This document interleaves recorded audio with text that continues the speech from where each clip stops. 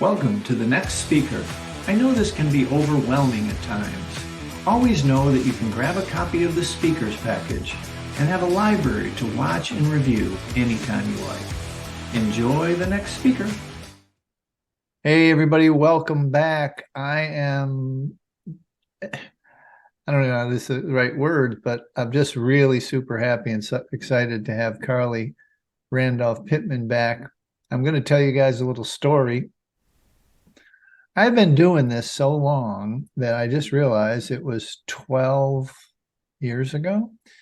My son had graduated college and we went on a literal nationwide tour and interviewed people all over the United States. And back then, strangely enough, we were just talking about it, Carly and I, there were not that many people talking about the sugar thing. And the goal at that time with my son, first of all, to spend some time with him, and then second was to interview these folks. And Carly was one of the folks. So we went to her place in Austin, Texas, and it was amazing back then.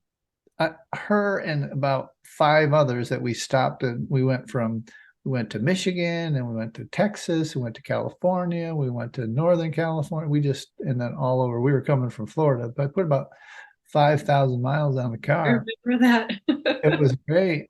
And when this is a terrible reminder he doesn't really say anything. When we were in Austin, that someone broke into the car, stole my son's computer, but didn't steal the videos in my computer. So it was weird, but it was just too weird. It was the first time I ever saw him have a beer in my life. It was crazy. But anyway, Carly and I go back a long time, and she's been doing this a while. And she has a really unique approach, gang, and you're going to hear more about it. Very compassionate, and honestly, it's come full circle. She just mentioned she was way ahead of the curve in understanding that self-care and this harsh talk to yourself does absolutely no good, zero good in helping you get off it. It's not a boot camp. It's not a diet. It's really an evolution of being kind to yourself, I think. And that's the name of her website, Growing Human Kindness. And she'll tell us about that. But Carly, welcome, my friend. Always great to see you, catch up. We didn't know if we were going to get the interview done, gang, because we were playing catch up in our family. Right. We were just talking. Yeah. Yeah. Thanks for having me, Mike. Yeah, yeah, 12 years ago. I do remember that. And Right. yeah, it's sweet to come full circle.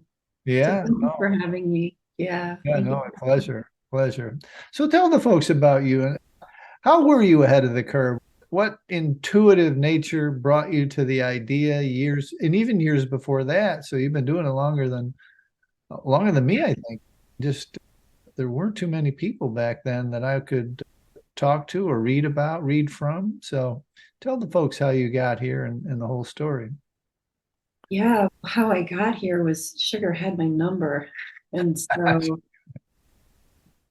yeah, I was someone who I could say and can look back as a kid. It was just Halloween not that long ago, and we were talking about those kids at Halloween that would have their Halloween candy for months, and Mm. would not last for months. Like, I'd get the pillowcase full and would last maybe a week. And I remember even as a kid being in awe, like how could they just have a bag full of candy in their room and not eat it? So I'm definitely someone who's sensitive, and part of that sensitivity is I'm sensitive to sugar. I'm sensitive about how foods affect my body and my nervous system. And when I was in high school, I was an athlete. I was a cross country runner and a track runner. And I developed an eating disorder when I was in high school in my senior year. And like a lot of young women athletes, I thought I would be able to run faster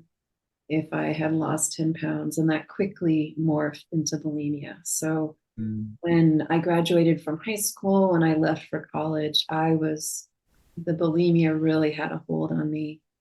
And when I went to college, my freshman year, I was pretty aware pretty quickly that what I thought was going to be a way to run faster, it was pretty apparent that there was much more than that was going on. And so when I was in college, I was binging and purging every day, and it was sugar primarily that I was binging and purging. And so that became a journey for me of, it was 20 years of eating disorders, and they morphed from one form to another. So they went from bulimia to kind of binge eating to overeating to orthorexia, where I was really fixated on, it's almost like I wanted to know, just tell me what to do and tell me what to eat so that I can eat the right way, so that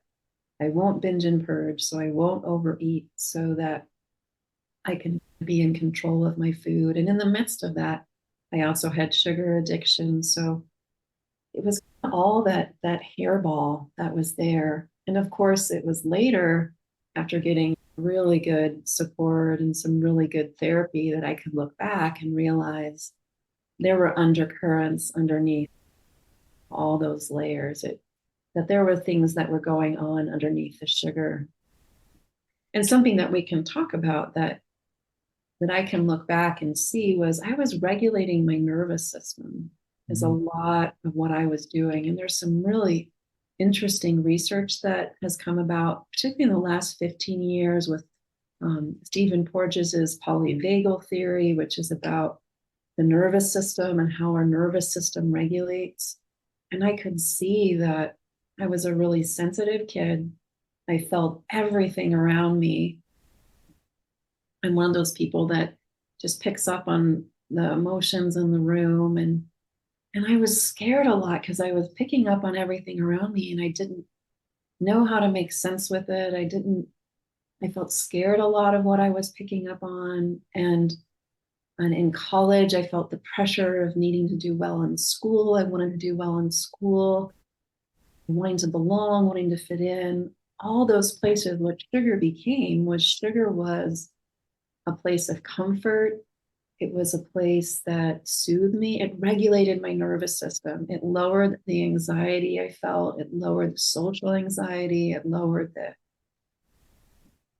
just that kind of edginess I felt. It would hold me. It was a place, it was like a refuge. Sugar became my refuge. But with that, particularly at that time in my life, I also went to a university where there were a lot of women with eating disorders. There was a lot of fixation on needing to look a certain way. So on the one hand, I'm turning to sugar for comfort. It's comforting me. And it works. It works for a little while. It would soothe my nervous system. It would help me move out of that fight or flight. But then there's all this panic because I'm eating all this sugar. There's all this fear of what it's going to do. I know it's bad for my health, right? I can feel the impact. And I had a lot of body dysmorphia. So then there was this panic of, oh my goodness, I'm going to gain weight. So you can hear in my story, there's all these different threads of ways I felt, had a lot of anxiety. I also had depression during that time. I had my sophomore year in college, I'd say the first kind of major depression that I had in my life. And I just felt shattered after that. I felt broken. I felt like there was something wrong with me. And so sugar became also the comfort for those feelings of badness. And then you add into all this, there was this overlay then of shame and an overlay of, I need to look like I'm coping okay. So on the outside, I'm presenting, I'm okay and I've got it all together, when inside I'm just dying. And so there's like this tough little soldier. I'm just gonna pretend that everything's okay. It's interesting to tell that story because when I think back to that that young girl, I just want to hold her, and I just want to just let her know that it's okay. That it's okay that she needs help, and it's okay that she feels overwhelmed because. And at the time, I thought I really wanted to just, I'm smart. So I'm like, I'm just going to figure out what's going on. So I just wanted to read books. If I can just read the right books and then I can heal myself. Mm, Um, I think one of the reasons my eating disorders, even though I was aware at 18 that I had an eating disorder, it was really clear to me. I was not in denial. mm, I even began going to see a counselor at that time, but it was really hard for me to truly open and show people just how much I was hurting and mm, to let them in. So the way I would talk about my eating disorders at that time was it was always something in the past because today is going to be different. So it wasn't like I was able to say, no, I'm struggling right now. Um, so throughout this whole journey of the different eating disorders, and I would say the common thread through them, even after those college years, when I was in my 20s and when I was in my 30s, was that nervous system regulation piece. That's a lot of what sugar and overeating, that's a lot of what it did for me, is it regulated my nervous system. Because then when I became married, my husband and I have 4 kids. We were talking about our kids. And as a parent, having a large family, I have a husband who's an entrepreneur, which bring a lot of stress and a lot of hard work. That food again was what stepped in. Food was the place that would soothe me, that would regulate me when I felt overwhelmed. But then again, there's also that huge shame and this hiding. And when I became a parent and I'm having these eating disorders, I do not want them to impact my kids. mm, So I'm trying to hide it. I don't want I had 2 daughters and then I had 2 sons. So the turning point for me, Mike, when I realized that what I was trying to do was not working and I needed a lot more help was my daughters were probably, I think, like 6 and 4, somewhere around there. And my eldest made a comment to her grandma and grandpa, and she made a comment about needing to fit into her skinny jeans. mm. And I remember they shared that with me, and it was like you just had carved out my heart. It just went, because I never mentioned my body, my weight. I never made negative comments about food in front of them. I thought I was doing okay. I was feeding them healthy, nutritious food, and I didn't realize that, oh my goodness, they were picking up on everything. It Mm, didn't matter if I wasn't talking about it, it was there. Because right. at that point, I had felt like maybe this is just what it's going to be. And so many women I knew, other moms, they talked disparagingly about their bodies, or food was an issue for them, or weight. And so I thought, this is just going to be my life. This is going to be this area of my life that's not going to be healed. That's going to be this kind of burden I have to carry. Mm, Uh, and that incident was the turning point for me of, oh my goodness, it's not just impacting me, mm. impacting my kids. And I don't want to hurt my kids. And that gave me the courage to get more help because I didn't want to pass down my eating disorders to my daughters. Yeah, that's, I think a lot, I hear that a lot actually. They don't want to pass it on. They realize they're realizing something's off. Yeah. So I have a question. You said that you were not in denial about the eating disorders at a relatively young age, but your is your understanding of this story about the shame and the negative self-talk and stuff, was that like in hindsight, or did you know that back then too? Oh, that's such a great question. Oh my gosh, I was so hard on myself and I didn't realize how hard I was on myself. Yeah. Yeah, it was. Yeah, there's a song from, I'm just thinking of this song from the musical Waitress. And there's this line. I remember the first time I heard that song. Oh shoot, I can't think of it now. I can hear it being sung by Sarah Bareilles. There's this line in the song where it goes, and she's hard on herself. Okay. And she won't ask for help. It's, oh, the first time I heard that, I just burst into tears because that's how it was for me. That the shame was so deep. I felt like I had to have every area of my life perfect. Yeah.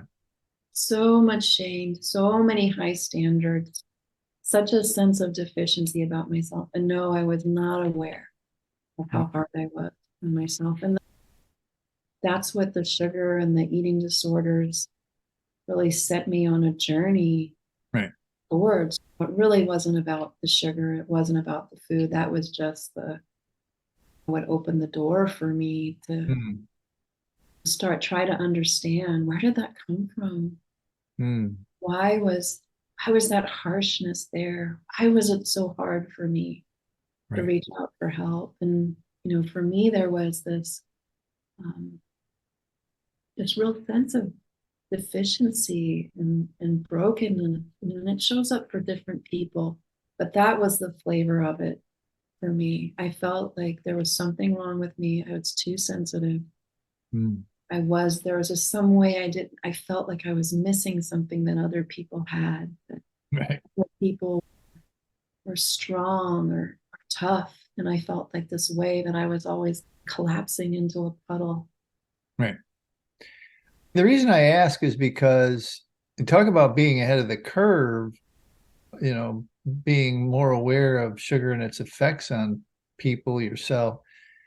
You are way ahead of the curve, and we're way ahead of the curve on this, what has now become pretty standard fare in people understanding that if they don't start to be kind to themselves, if they don't start doing self-care, the sugar's never going to go away. You're just always going to be there. If you We call it the difference between effort-based dopamine and substance-based dopamine, but at the end of the day, it's self-care, like, that people almost feel like they don't deserve to be kind to themselves. And it sometimes comes down to codependency issues and the relationship they have, not with others, but with themselves.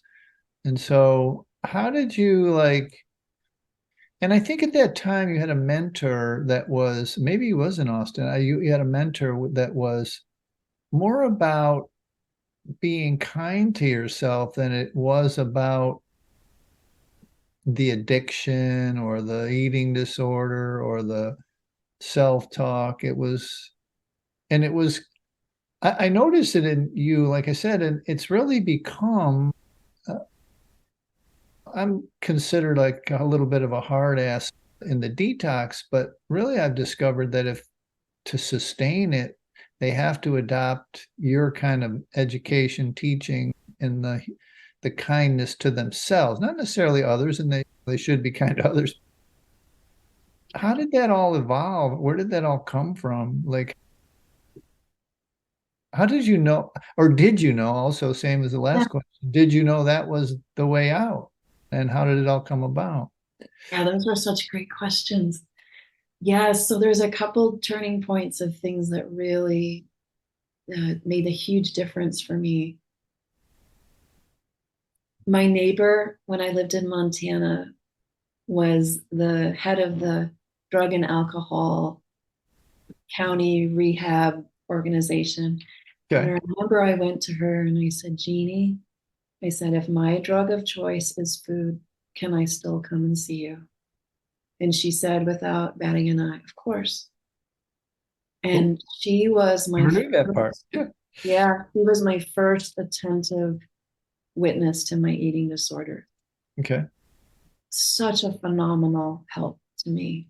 And All right. she started to unpack some of that shame and some of those roots that were feeding both the depression and the eating disorders. And during this time, it was so interesting because it's almost like my eating disorders and the sugar addiction were like this separate piece of my life, Yeah. because in other areas of my life, I guess you'd call that, in the world they call it, a high functioning. I was Yeah. functioning even with all these challenges, and I was a parent, I had all these children. I was learning about parenting. I was learning about child development, and my children had this wonderful teacher when they were little, Maureen Bright, and she was a master Montessori teacher. Mhm. And I started taking parenting classes with Maureen, and this bell, this kind of ding ding started going because I realized when I was taking these parenting classes, huh, what she's talking about is some of what I need. And Mm. I started to make the connection that there was something developmental going on with me and really wondering about that piece. Alongside with this, I was developing a meditation practice. I've always been a seeker. So I had this really rich spiritual life. And one of the people that changed my life was meditation teacher Tara Brach. Right. And I remember reading her book, Radical Acceptance. The 20th anniversary edition is actually coming out. So it was about 20 years ago. Wow. And that book opened a door for me because all the things that we're talking about, that's what she talks about in that book was how do we love and accept ourselves? How do we like what we dislike in ourselves? How do we bring kindness to the human experience? How do we soften that harshness? So she was my teacher in that. And Cool. another mentor, my mentor, Abby Seixas, who actually was the first person to, she introduced me to Tara's work, and she was the one who planted that seed of softening perfectionism, befriending emotions, bringing in kindness. So all these kind of different places in parenting, through Abby, through Tara's work, it was like this net was being woven underneath me. It's when you look back that you can see all those threads. But in Hmm. the moment, sometimes it feels like you're just stumbling in the dark and you're on your knees in the bathroom crying out help. Which for me, when my daughter made that comment about her body, that for me was just a cry, please help me, Mm. help me. And those were some of the different places that started to hold me, but also really helped me understand because I was really perplexed. I was aware at 18 that I had an eating disorder, and I was conscientious. I wanted to change. So I wasn't in denial. I wanted to heal, and yet I was really stuck. And then through the other piece that made a huge difference was my mentor in developmental psychology, Dr. Gordon Neufeld, at the Neufeld Institute. And when I started studying with him, and he might be the mentor I was talking about, he's I in think it is. Vancouver in Canada, but he changed my life too. And when I started studying with him, what I really understood was just the developmental process, how we grow, and also how all of us get stuck in that process because of our experiences, because we're imperfect people being raised by other imperfect people. And I could start to see my trauma. And I was able to start to see the trauma that was underneath the eating disorders and the depression and the perfectionism, all those layers of protection. And I Mm. came to really see how, really to be able to see those places with so much respect. The depression, the eating disorders, all of them, they saved me and they kept me functioning Mm. when at a time that otherwise I wouldn't. That's what kept me going during those times. And I remember taking a class with Dr. Neufeld, and I have so much respect for him and so much esteem for him. And he's a real synthesizer, and he synthesizes. In this one particular class, it's like he laid my life out flat for me. Mm. I really got, I could not have prevented my eating disorders if I tried. Right. And that was start of that process of not like a cognitive forgiveness, but in like in my body, in my heart, in my nervous system, forgiveness. And that piece has been deepening and deepening. It's such a mystery healing. I have so much awe for the healing process, so much delight in it. It's this ever unfolding mystery that there's a sense of how my life is held in these kind hands. And so for me, it's a part of my journey was Dr. Neufeld's work actually sent me into this spiritual crisis. And I thought I was going to really study the human developmental piece, really understanding trauma. And I remember that moment when I felt like my life was laid out flat and I really got the roots of my eating disorders. But it also sent me into this crisis because I realized how much I did not feel safe to trust something other than myself. Mm. A very common, I think, place in a lot of people's recovery journeys or healing journeys, whether it's trauma or addiction or wherever it shows up, is can I feel safe in my sense? Can I feel safe to open to love? Can I feel safe to open to something greater than myself to hold me? And that kind of moment, it was another moment in my bathroom floor where I was just crying out, help. And that has continued to hold me. Like in the last couple years, where to make that really concrete, because sometimes that can sound, sometimes it's helpful to know, well, what does that look like? For me in particular, I'd say the last 5 years, how it showed up is even when I wasn't binging on sugar anymore, there was still this real kind of fear around food that I felt. And it was almost like I would eat my food and not really be able to take in all the ways it was nourishing me. I might have this beautiful, healthy bowl of soup, for example. It's almost like I was scared to really take in the food. Mm. Because now there is, during the pandemic, we tore up most of our backyard and began gardening. And we just have a normal suburban small backyard and we planted some peach trees. And it has been such a journey. It's very humbling to try to grow food, is what we're learning. Yeah.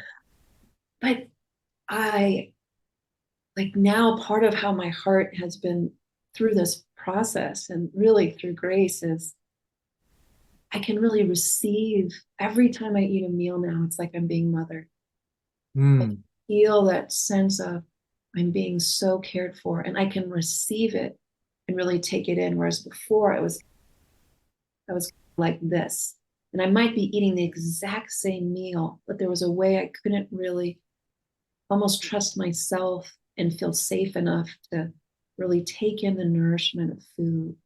Mm. Um, so that's a way that continues to grow and change for me. I think the other real piece for me, and it's a process. So for me, Mike, this was probably, I read Radical Acceptance 20 years ago. Right. It's been and I think it's so helpful to tell that to people because it's really easy to, this process takes time. So it took time for that harshness to soften. And so a lot of my journey now is it's that practice of noticing what's coming up in my body. What am I feeling emotionally? What am I feeling? What are my thoughts? What am I feeling in my body? And can I be kind with it? And learning to welcome more and more of those places that I may not like in myself, or those places, there's still those pockets or places of trauma that haven't yet been healed, being really gentle through that process and really trusting that process. It's almost like I've handed over my healing for me, which is like handing it over to the divine. Uh, Mm. and so it's not me having to white knuckle it. It's not me having to fixate on it. Because when we do that, you're talking about that why kindness matters. So if people like the neuroscience, when we are trying to change or heal or grow from that place of separation, from that place of there's something wrong with me and I have to fix it, or from that place of real aversion or that place of stress and tension, it puts us in what's called sympathetic arousal. It puts us in a stress state. And so then everything we're trying to do, no matter how well intentioned, like we're trying to maybe move more or switch out the foods we eat or not eat sugar.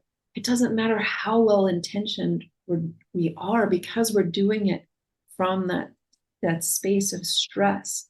Our body is going, our nervous system is going to feel it as a threat. It's going to feel it as something we need to protect ourselves from. Whereas it sounds so counterintuitive, but it's a radical acceptance of exactly where we're at. Okay, I'm having this craving, or I just got in an argument with my partner and I'm driving to go get a treat, or I just made a big mistake at work and I'm feeling all this fear and all this worry, whatever might be coming up. Or I just got in a tiz with my child who I love and said something I totally regret. This is just the human journey for all of us, these kinds of moments. It's that radical acceptance of, okay, this is what's here. This is what I'm feeling. That's what enables us to change, not from that place of self-loathing, not from that place of stress of, I've got to fix this. It enables us to change from a place of, I'm suffering and I don't want to suffer anymore. And so our nervous system then isn't in this state of threat or state of alarm. It's actually how we work with our nervous system, how we work with our body, how we work with our humanity. And it's so much easier because when you're working against your nervous system, you have to work so much harder. It's amazing. Yeah. So that was awesome. It's a great explanation. So a couple things came up that I've got to throw out there. And you said that you were a seeker, and I love that. And another thing you said is you could not have prevented your eating disorder or your addiction to sugar, I'm guessing. Like, it was not your responsibility, but then it became your responsibility to change it.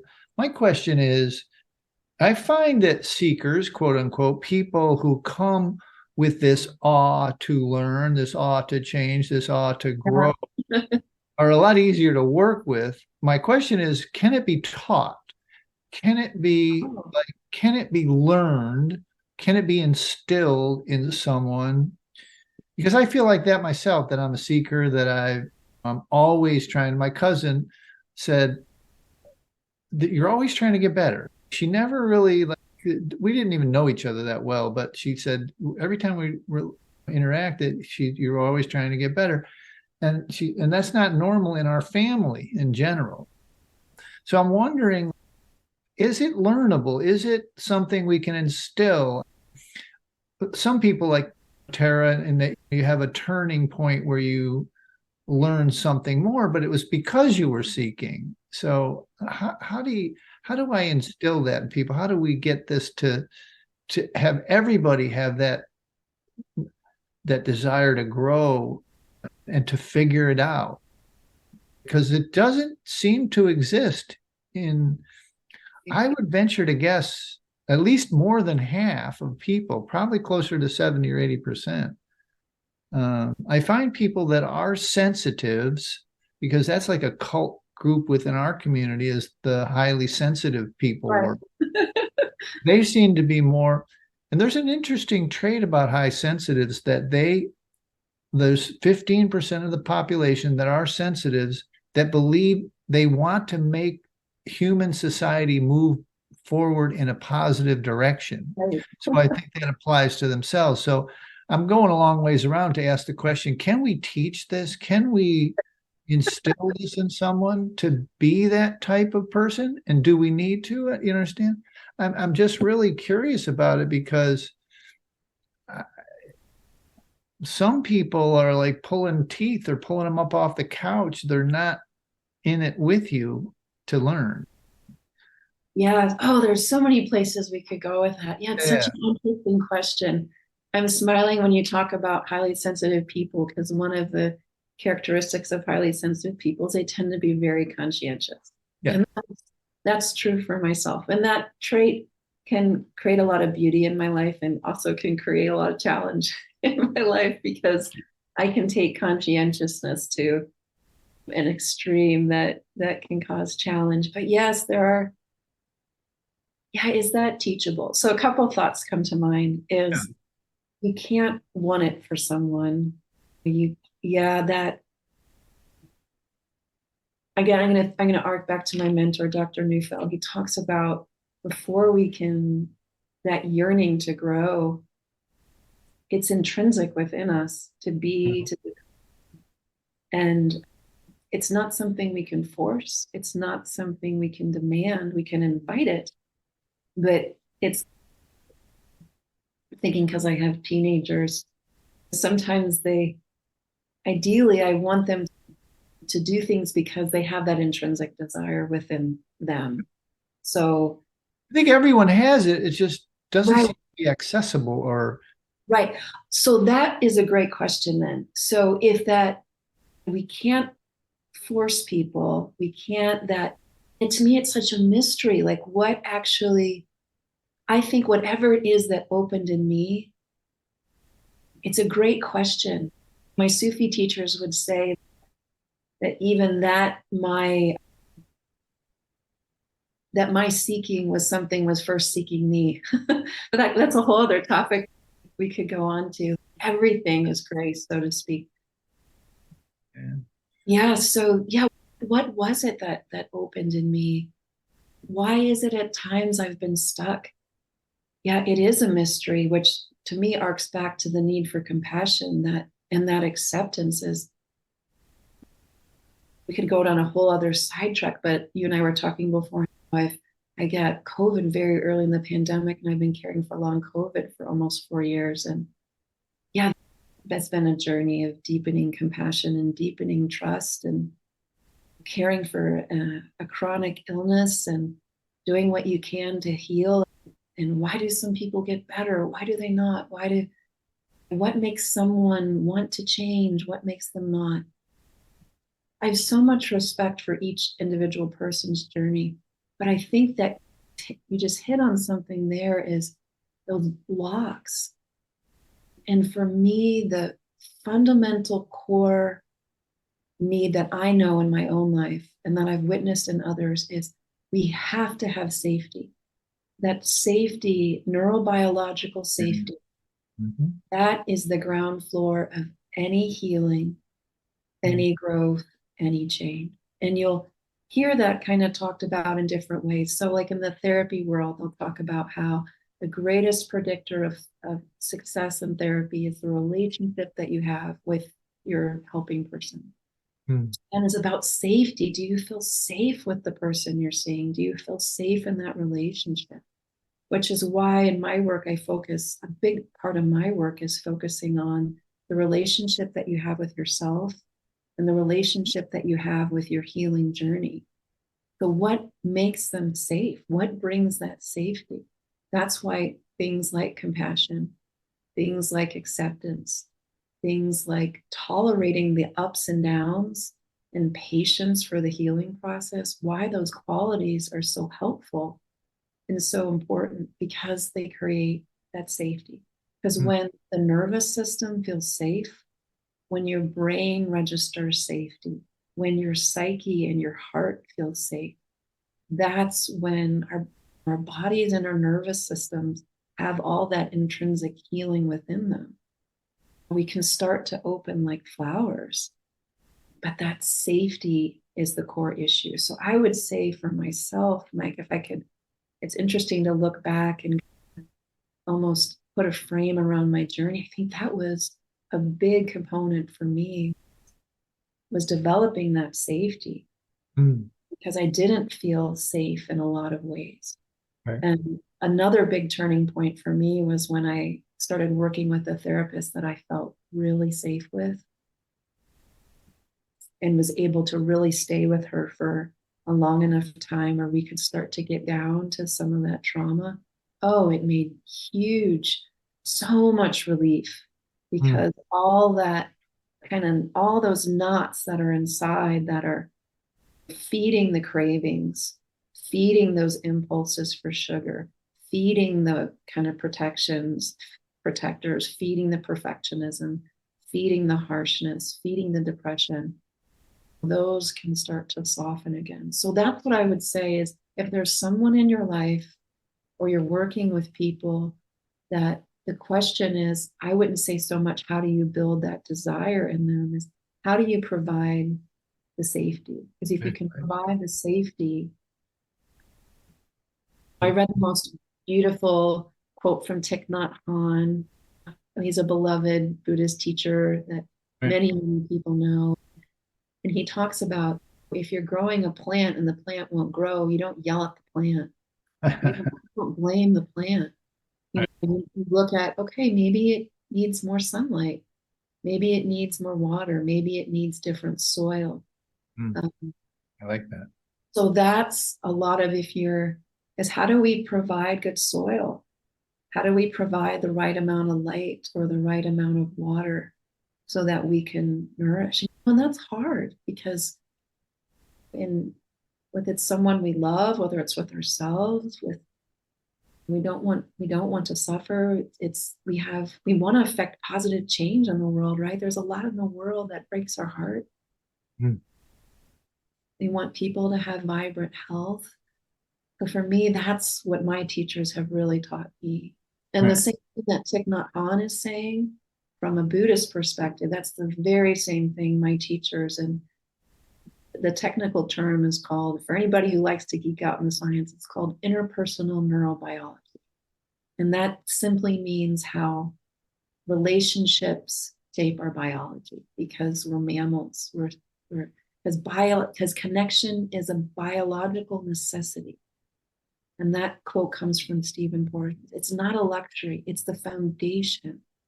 So if connection is our biological necessity and safety is how we grow, connection is that safety. It's how do we make it safe for someone? How do we make it safe for someone to lean, to depend, to be vulnerable, to take a risk, to grow? So that's for me, it's where it's like we create, like any good gardener, we try to create good soil. We try to create the condition to thrive. That's a really long answer to your question. Oh, no, it's really good. No, I really enjoyed it. And you brought up the trauma piece of the puzzle, which is, and I want to get back a little bit quickly before we go. Sadly, they have me booked back to back. We could talk for a long time. And this is happening right now. I really want to start doing Tim Ferriss and Joe Rogan 2 and 3 hour deals, really, because, and I want to be in format. We could talk about it for 2 or 3 hours, easily. And then each person that I interview has a different take and and then I always say, if I get my questions answered, the summits go fine. So I do want to come back to orthorexia. We could talk for hours. I want to come back to orthorexia quick in a minute, but I want to talk about this trauma thing. One of the things that we find is that almost immediately, the common refrain is, Mike, I'm losing my mind. Is like people are like, they're detoxing, they're taking away their comfort, their lover, their friends, their support system that they've used that's never let them down for decades. And now it's turned on them weight-wise and health-wise.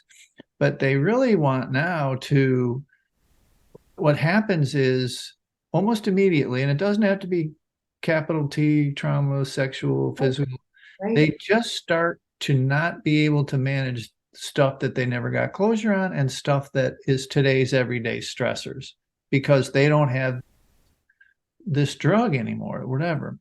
And so I want to know, like, where you, and if you, and the question that came to me, and I don't know if it's even appropriate to ask, is that, are you still dealing with issues coming up? Because one of the major, you probably know Joan Iflin one time, literally had just come back from and we talked about it on this in the interview and then the summit here, gang. She had just come back, this is a little while ago, but she came back from a therapy session, and we had known each other for a long time. She trusted, and almost like she forgot that she was on an interview.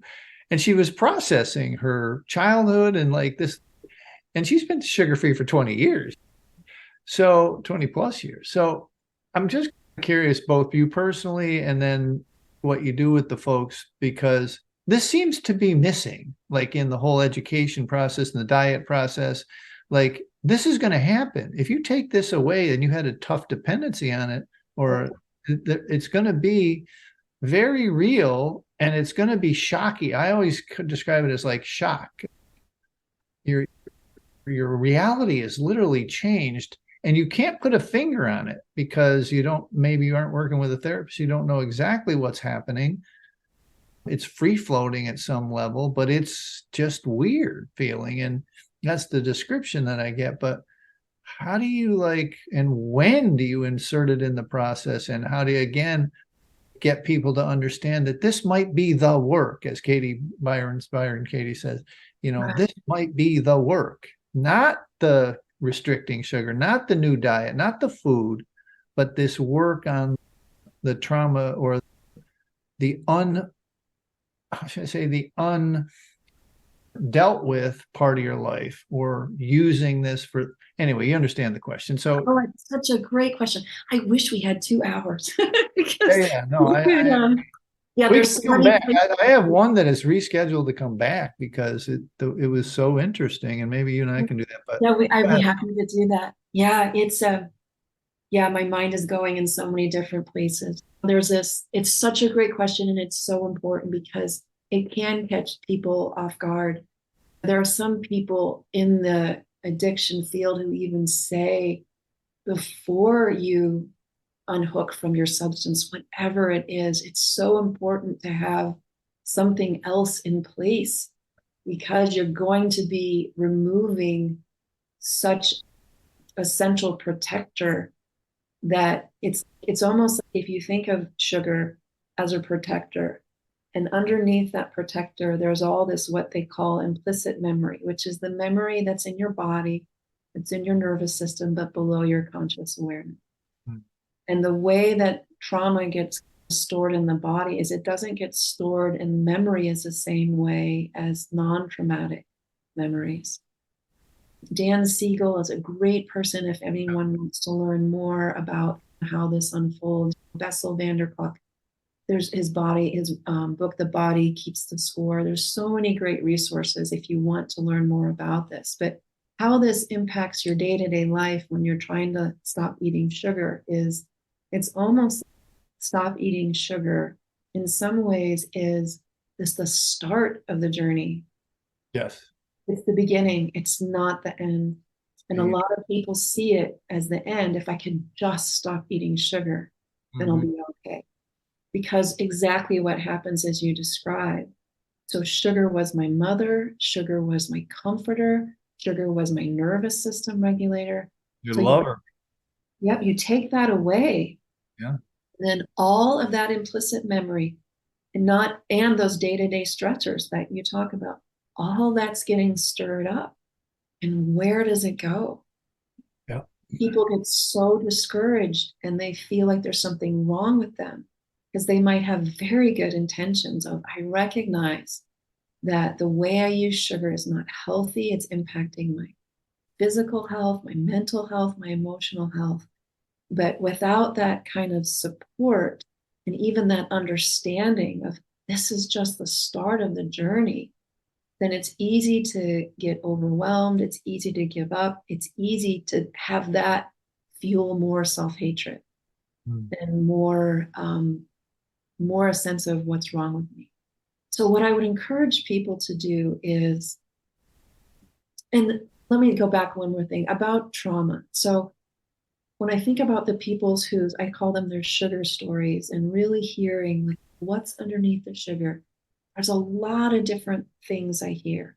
Some of it is big capital T trauma. It's war, it's violence, it's sexual abuse. Yeah. Some of it's what they call more of the lower T trauma, which is more developmental trauma, or what you might consider the stressors of life. And what I hear from a lot of the people that have the little T trauma is confusion. They can feel confused. I wasn't beaten with a wire hanger. I didn't experience physical abuse. Why do I struggle so much with sugar? And that's where really understanding and learning about trauma can be so helpful, because it's easy to discount and minimize the kind of lower T trauma as, oh, it wasn't that bad. Yeah. But with that, when it will start coming up. So this is where, if I could go back to myself and my own journey, I would have gotten a lot more support earlier on in my journey, because A, I felt a lot of shame, and B, because I was really constrained financially. I didn't, and I was really, it was hard for me to be that vulnerable and honest with a therapist. Hmm. So if I would go back and get myself a lot more help sooner. So I would tell people, if you're trying to stop eating sugar and you notice you're feeling flooded, you are feeling numbed, you're feeling overwhelmed, your nervous system is having a really hard time regulating, get more help and support. It makes all the difference. Don't struggle on your own. So this is where support groups can be really helpful. At Growing Human Kindness, we have listening partners, regular places where people get emotional support. Really? Yeah, get a therapist, a good trauma trained therapist who understands trauma can be your most helpful ally, because with their help and support, when you're with a therapist, when you're with a listening partner, when you're in a support group, when you're with another person, you're able to use their nervous system. It's called co-regulating. You're not just relying on your own nervous system. So your window of tolerance opens.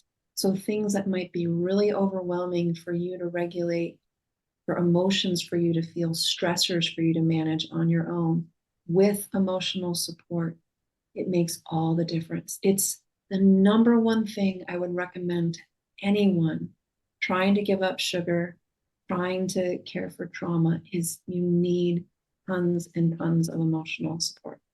Because what you're doing is you're replacing the emotional support and the nervous system regulation you got with sugar with internal support, building that support within yourself.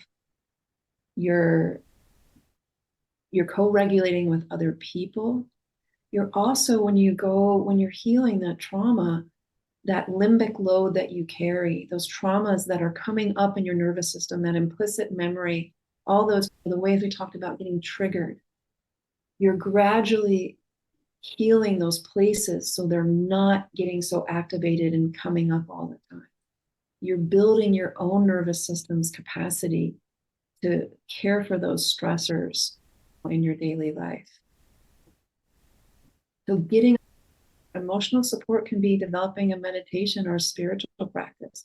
You can get emotional support by leaning on your ancestors. You can get emotional support by deepening your relationship with the earth, growing food. There's so many ways, but that is building. It's like you're building that container to hold you as you take away the sugar.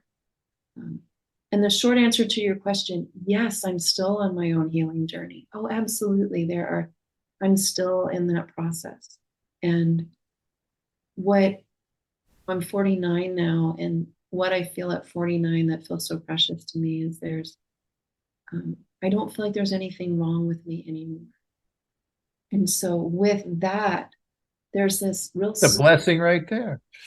It's whatever needs to come up to be healed, there's room for it. Whereas before I felt this kind of franticness. Oh, I've got to get all my wounds healed and cared for.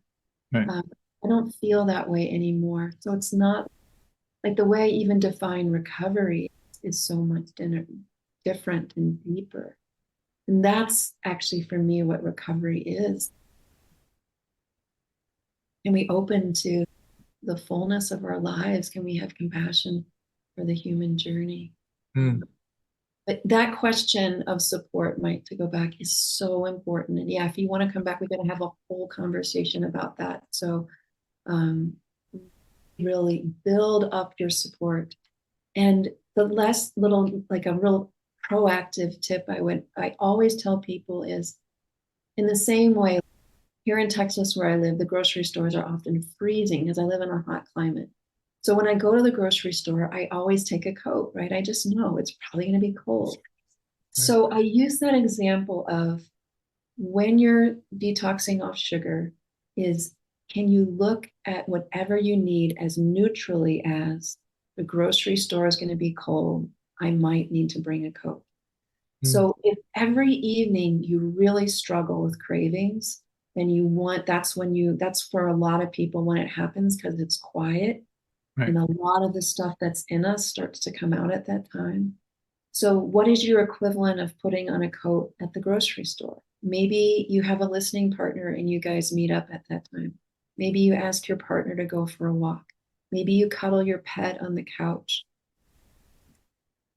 The answer is going to be different for everybody, but I call it scaffolding, like proactively wherever it's hard for you, just it's plan on it and build in the support that you need rather than it's a very subtle difference, but it's a subtle difference in mindset of rather than trying to just I'm going to try my best to not eat the sugar at that time, to just accept, oh, when I go home for the holidays, it's hard. On my birthday, it's hard. Or at the end of a tough work week, I really want to eat food and have a couple glasses of wine.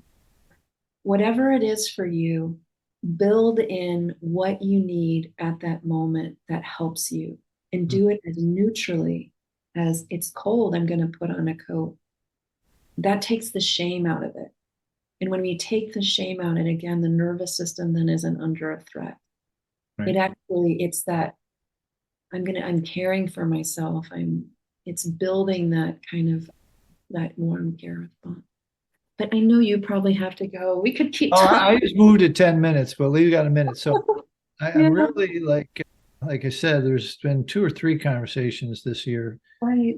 I just wanted to keep going. And I think I'm going to start booking longer sessions because people's, they just, they've been very generous with their information and their own personal stories, Right. and people want to hear it. But tell me before we do go, and we may get back together. I'm just dreaming up ways to do this. It's like I just edit them together or whatever, something. But Oh, tell me, what are you excited about now? What's going on with you now?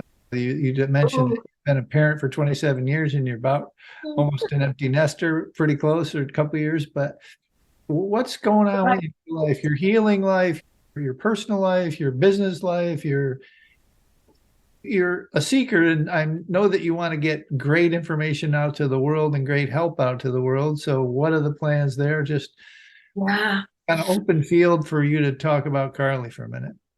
Yes. I'm writing a book. Okay, Yeah. good. I'm writing the book version of my class, When Food is Your Mother. And that's been something that I That's a started. great title, by the way. And when you're ready to publish, we did it for Dr. Lustig, Dr. Palmer, Dr. Johnson. Let us know. We'll help you. Oh, I'd love to do that. Yeah, I began working with an editor before the pandemic, and then I think I've said I had to put several things aside. What's one of the biggest things that coming up for me is I just feel so grateful to be alive and to Mm. be healing because yeah, it's been such a journey of so many different organ systems in my body healing Yeah, again.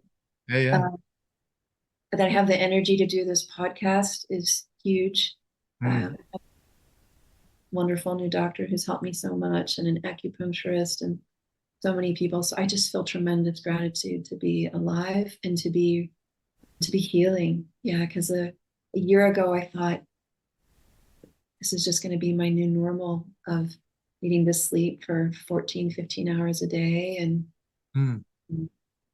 caring for chronic illness and oh my goodness. So that is a huge thing is it seems that my body, I saw a friend yesterday at the grocery store and she said, I see more light in your eyes. That's what I can tell you're Right. doing. So that's things. So working on my book, When Food Is Your Mother. And yeah, I continue. Right. Yeah, people have told me when they hear that title, something in them just goes, because it really gets to the heart of it's not a habit.